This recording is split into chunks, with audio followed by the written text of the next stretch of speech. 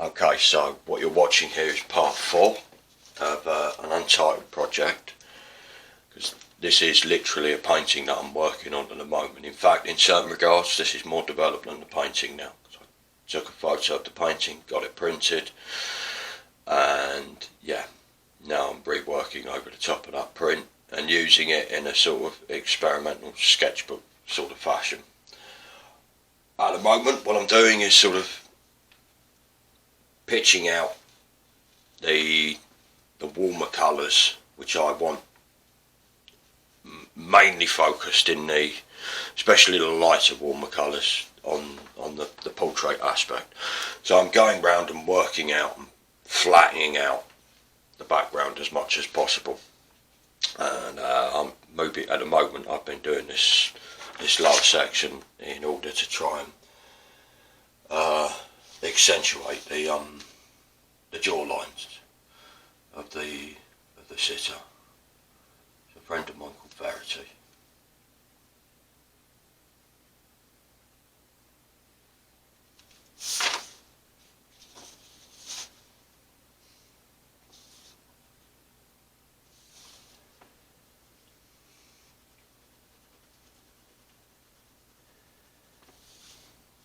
Yeah, so it's a bit of a test of patience, but yeah, and in the previous video, part 3, I was talking a lot about sci-fi, and I have been recently anyway. Well, I'm a lifetime sci-fi, so I'm a buff, not by any means. I've encountered a bit of a community recently, and it's made me realise how little I know about sci-fi. And I don't think it was that was ever, the technical aspect of it wasn't really what I was grasping at. It's the psychological aspect of it. What is progress?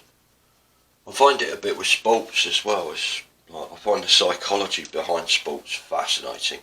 The sports couldn't care less for, really. I don't, it's somebody else will come along who's good at running 100 metres. I'm sure we'll be able to put a camera on them. Just like somebody else will come along who's good at painting and we can put a camera on them. It's what is actually going on in that person that you're filming that what got them to that point, what's the background prep on why do they do what they do.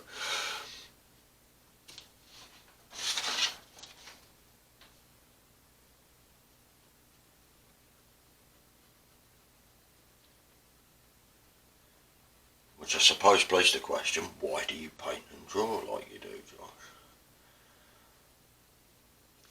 I mean, I can summarise that quite simply.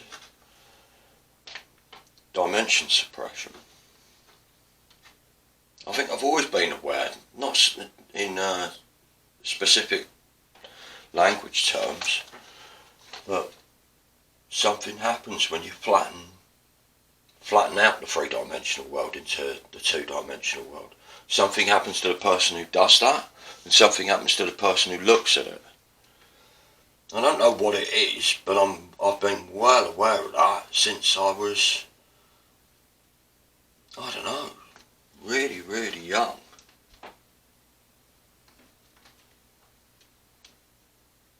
People forget that they're looking at dye. It's really strange. They forget that they're looking at a screen.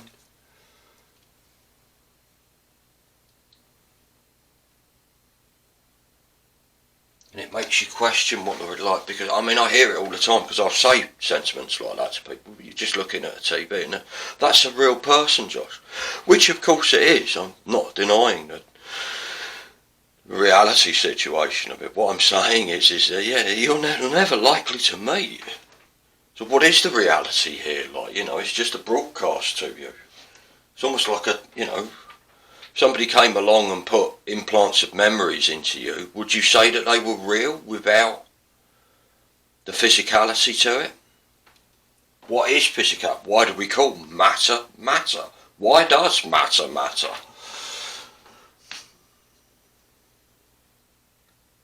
You may think these are the ramblings of a nutcase, but I tell you now they're not, because this is a pressing question.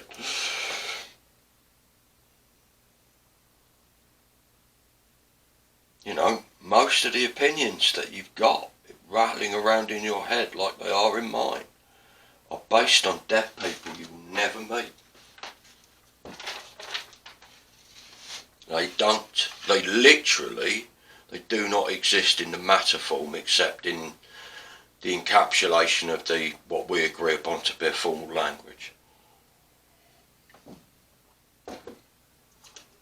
But what does that mean? I don't know, I'm not a linguistics expert.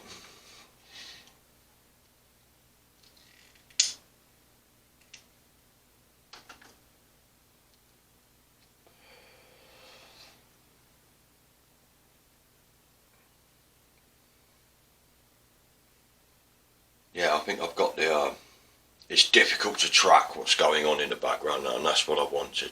You get the impression that there's depth to it, but you can't really zero in with any specificity to it. It's digital plank length. Plonk. Get into trouble for mispronouncing that. Especially when a title painting's Walking the Plonk.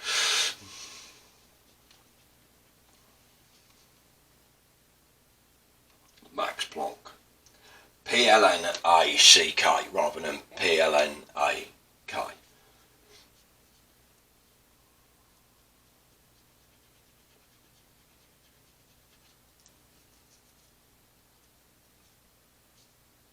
Very interesting man.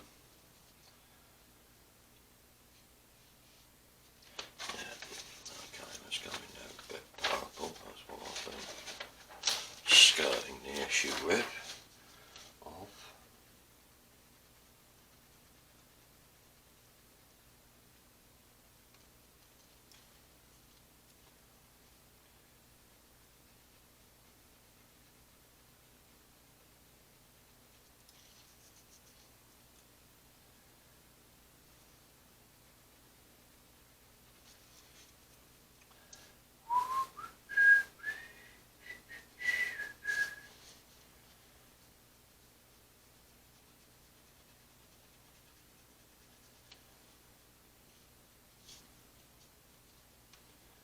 So my question out of, I'm not spoiling Dune for anybody here, I don't think I am. Right at the beginning of the film, Villeneuve's, there is a message at the beginning, before even like the Universal credits or any of the production company logos and iconography comes up. Again, they use a vocoder for this. And the message is this, it is dreams are a message from the deep. But it's very garbled, so you get the subtitles to it to confirm what that message is. And it's the Sardaukar, which is the Emperor's guard. And I don't understand. You get to a point in the film where the Sardaukar visited. And I don't really feel like talking about Dune is giving away spoilers, because this is a book that's been around since the 60s. It's nearly 50 years old. So it's not difficult to find out what the story is. It's part of popular culture. So anyway, but why the Sardaukar broadcasting to their warriors that dreams are a message from the deep?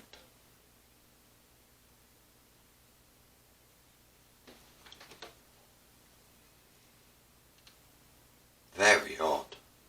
And why is that? Right at the beginning of the very, very big. I've never seen that like it's way before you get any of the big financiers who put their names first before even the film begins. It's before that. So what is that? The Villeneuve saying something very specific with doing that. Really specific. I don't know what it is. That's very intentional though, to put it that much at the forefront. He's saying something, and he's saying something about deep messages, but and I don't think, because throughout the film, a lot of it is Paul Atreides deciphering his dreams and the dreams that he's having. I don't know. Maybe it's something to do with neurolinguistics and programming the executives to give him the second film, because probably, well, I know for a fact that when he was in the editing process of it, nobody knew whether the second half had been greenlit yet. So maybe it's that. He's certainly a really smart guy. I haven't seen one of his films yet that I don't really resonate with. I thought Arrival was the work of... I immediately got my hands on the book that the short story's from.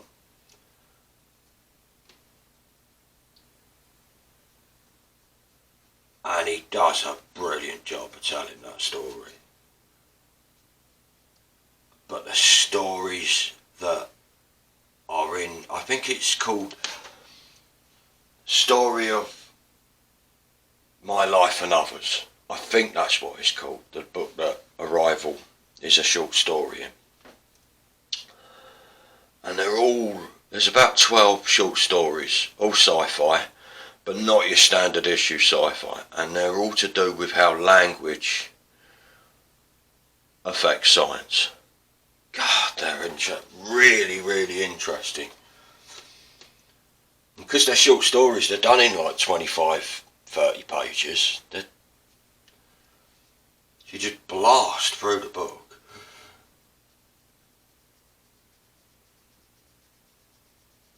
And then I thought Blade Runner 2049 was again brilliant.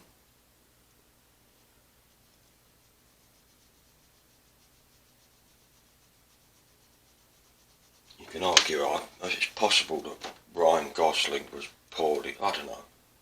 It doesn't bother me. He's a bit like Keanu Reeves, isn't he? Except he can actually act. Whereas it's pretty obvious Keanu Reeves can't act. Not looking forward to this new Matrix film.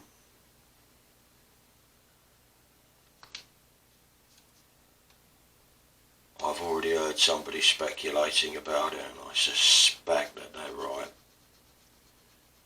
It's going to be that the story is actually about Trinity. And she's actually the one.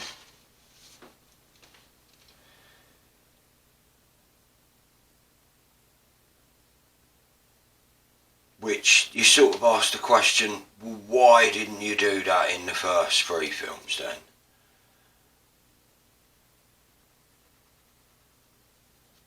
It's an interesting statement on that. It's a very interesting statement on that, because I think anybody with half a brain knows why. That, I don't know whether that's going to be the case. We'll soon enough find out. It's out very soon. But if that is the case, and I suspect it will be, then you don't have to look really very far for the motivations for why that might be the case. Director, you know.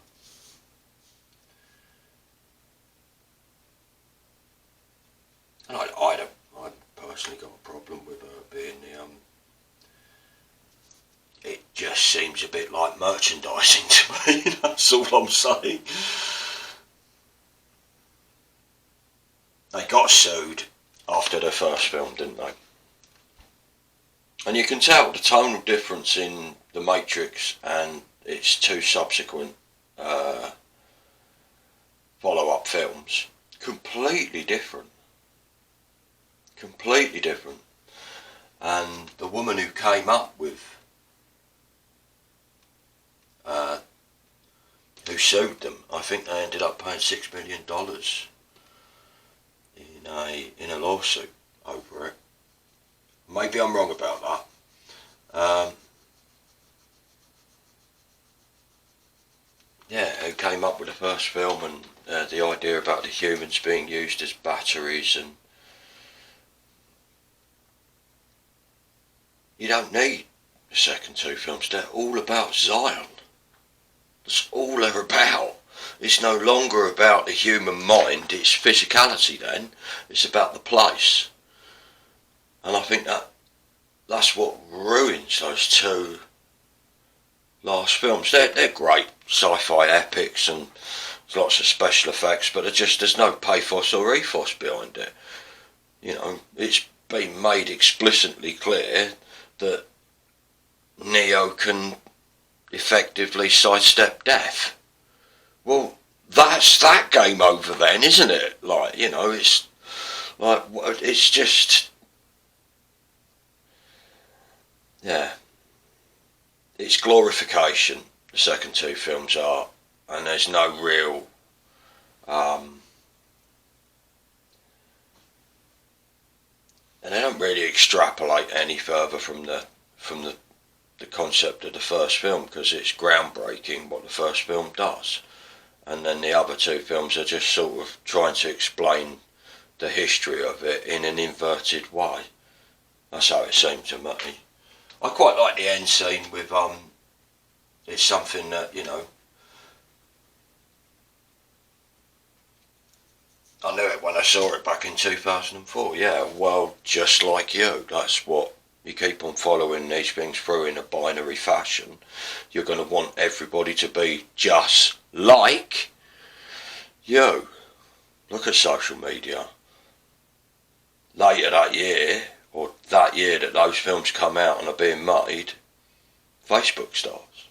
And there's your exchange for information with integrity for information that is akin to you.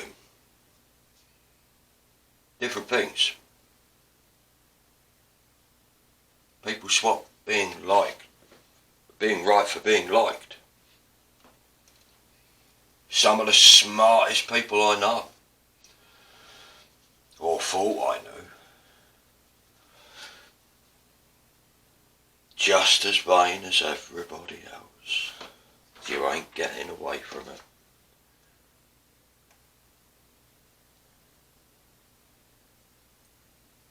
Eating hummus from the local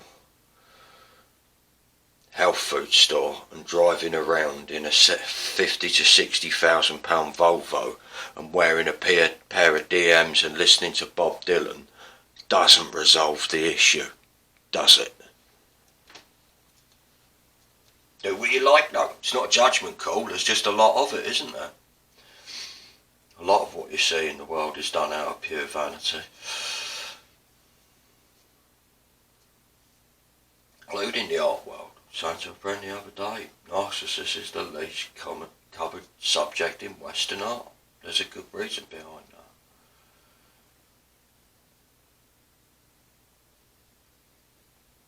that. You end up falling in the pool. You stare too long into the void will stare back into you.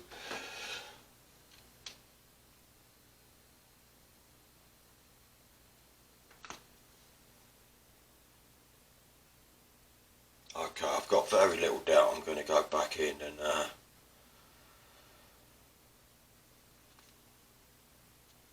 kill off more in the background, but right now I think I've established enough to go in and work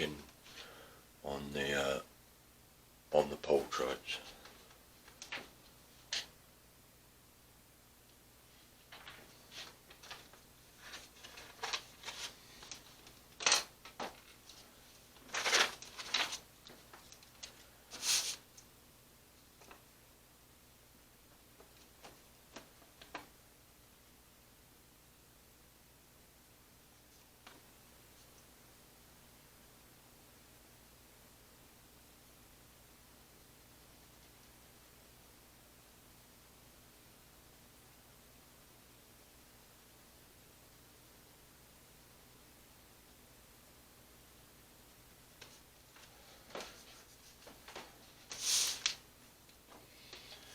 Crack of warming some of this up.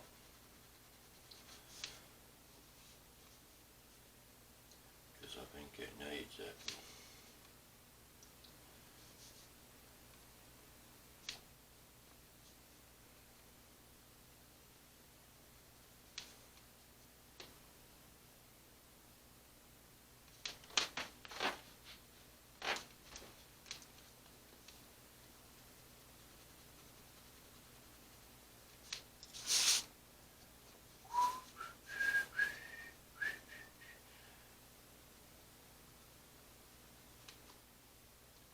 obviously there's a bit of a bias towards vertical in the background. I'm going to use play on the lateral in the foreground.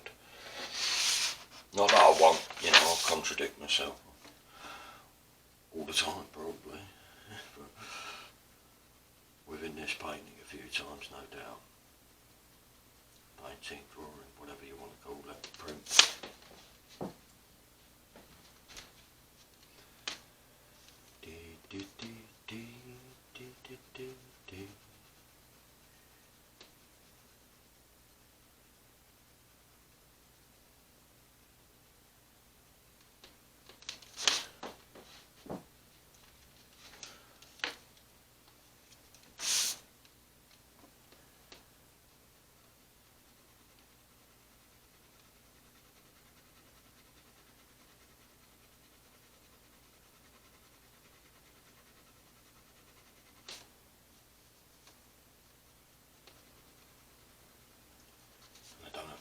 In such shortened segments either, which has its advantages and disadvantages.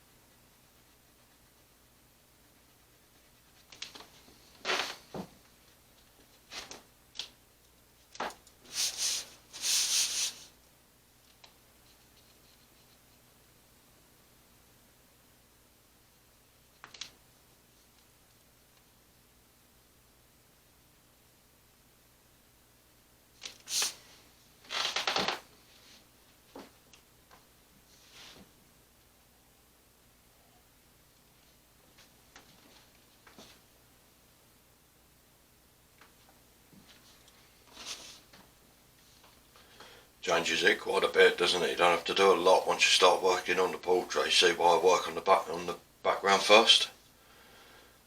That's never going to work like that if I do that.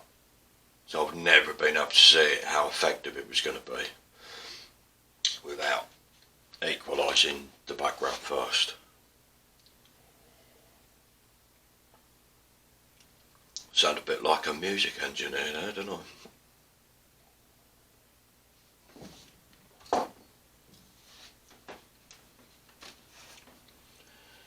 Take out the static. But remember, there is always signal in the noise and noise in the signal.